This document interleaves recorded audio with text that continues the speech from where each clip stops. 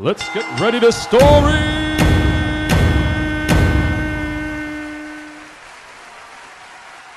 Tina? See how it's different that time? The magic is back. The magic's back, all right. All right, Tina, you got a bowl for me? I sure do. Oh, there's two things in it. Why is there two? It's because there's two people left, Tina. Don't ask me. I'm not even looking. All right, here we go. I had to make it exciting. Dave DiRienzo.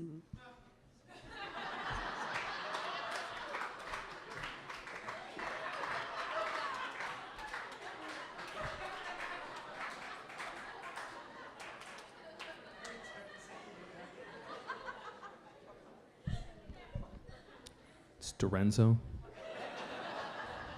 You may have heard of a little TV show called Rock 107. Nobody plays more DiRienzo than the home of DiRienzo. Go ahead, Dave, get that lead out. I wish they still did that. Dave DiRienzo was born in Wilkes-Barre. The end.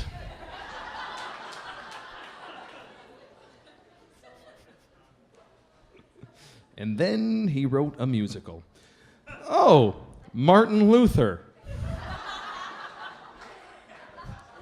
1483 to 1546. A German who lived in Wilkes-Barre. Oh, wait, no, I'm sorry. A German religious reformer who lived in Wilkes-Barre. Okay. And educated in the schools of Magdeburg and Eisenach and the University of Erfurt. Dave DiRienzo.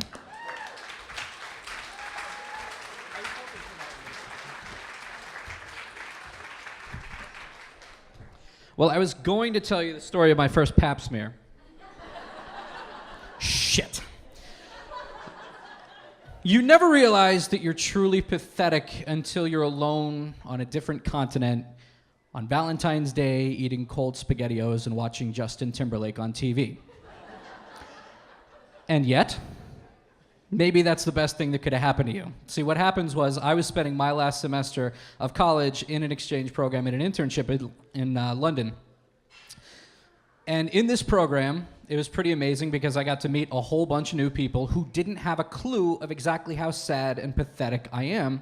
So I got to reinvent myself on the fly in front of all these cool people who didn't buy it from day one. So, from January 7th or whatever it turned out to be to February the 14th, I went about my job, doing it very well, getting a whole lot of clips published and just enjoying my professional life and then coming home to an apartment with three other guys, two of which who like to religiously smoke weed at 4:20 every day, and a ridiculously cool roommate named John who I just couldn't connect with for whatever reason. We just didn't get each other right away. So Valentine's Day in 2003 was a Friday. I'm there, realizing the microwave is broken just as Sexy Back is playing. And I realized that something had to change, and it had to change right then. So in my flat complex, in the apartment complex, there were 20 flats. I was looking upstairs at this girl named Amy, who lived in flat 4, who was remarkably nice, sexy as hell, who was sitting on her couch on Valentine's Day reading a book, which we will not tolerate in this story. So I walked upstairs. I said, Amy, are you there? Amy, why don't we go out for a drink? It's Valentine's Day. Let's hit the city. Let's do it up. She says, yes, absolutely. Let's do that. But after my dad takes me to dinner, he's in town. So about 9:30, I'm like, all right, cool. 9:30, I can wait that long. It's about 5 right now. In the 5 minutes that it took me to go upstairs, talk to Amy, and then come back down, my flat turned into something like Gatsby's house. The lights were all on. There was singing. There was music playing really loudly. And my two very cool, as I'd later turn out, but very high pot-smoking roommates were back with one of their girlfriends who decided to make it a really special Valentine's Day in my apartment at that exact moment. Okay, I'll just be in my room alone in the dark for about 3 hours until I get to go and drink. I better take the Jack Daniels with me. So that's what I did, but they stopped me on the way, and they're like, you know what? It's Valentine's Day, but we realize that, you're here, so we're going to include you in whatever we're doing, which at first alarmed me, because I want nothing to do with that. But then I quickly realized that Mike was just going to cook dinner, his roommate Dave was just going to hang out, Katie was really cool, and they were all just really floating on clouds and having a good time. And before you knew it, I had 4 or 5 Jack and Cokes in me.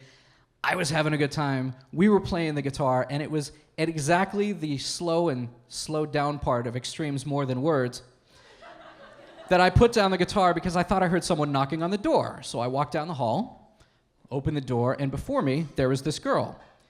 Short blonde hair, South Carolina sweatshirt, and she said with a southern drawl something to the effect of, I've seen you around the apartment complex, and I just wanted to give you this. Threw a piece of paper in my hand and turned and ran away. And before I could even say the words, party, drink, you, now, she was gone, literally gone. I'd never seen her since, well, in the few seconds she was gone, poof. So I walked back in, dumbfounded, with this piece of paper in my hand, and Katie's like, open it up, read it. So I did, and it was the 3rd most erotic poem ever written. All right. So she's like, you have to go find her now because you might be seeing some boobs by the end of the night. And in my state, sad and pathetic and trying to disguise my true state, trust me, that's exactly what I wanted to see at the end of Valentine's Day night. So I lived in flat 3. There were 20 flats in the complex. Walked downstairs, right by the laundry room, where I'm pretty sure I had seen this girl at one point before, but never really struck up a conversation because I moved her stuff out of the dryer and put my own stuff in. Knocked on the door of flat 1. Hi, I'm Dave. You don't know me, but I'm looking for a blonde girl. South Carolina sweatshirt, really horny right now? No clue who she was. Same thing at flat 2. I walk upstairs to flat 3. That's my place. I know she doesn't live there. Damn it. Flat 4, 5, 6, all in my program. Okay, not there either. And just as I'm coming back downstairs to go to 7, I see a gaggle of girls. That's the proper plural of girls, right? A gaggle of girls. All of them holding drink. All of them laughing their asses off Mean Girl style. And all of them pointing at one girl and just rolling. And I'm talking gut laugh. Girl gut laugh. So I said, hey, okay, do you guys know a girl with a South Carolina sweatshirt who, at that exact moment, walked out of flat 7, again, laughing and rolling around Mean Girl style. And somewhere along the way, she started screaming the words, I'm the queen of truth or dare, bitches!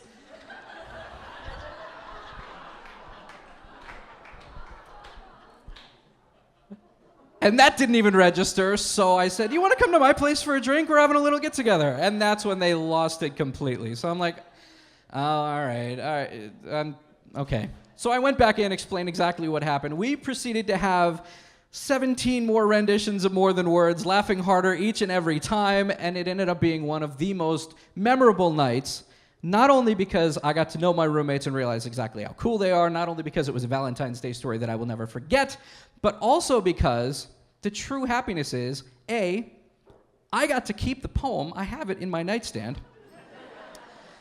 And B, one of South Carolina girl's later dares was at the end of the night, she had to run up and down the street topless. So I still got to see boobies at the end of the night, ladies and gentlemen. Thank you very much.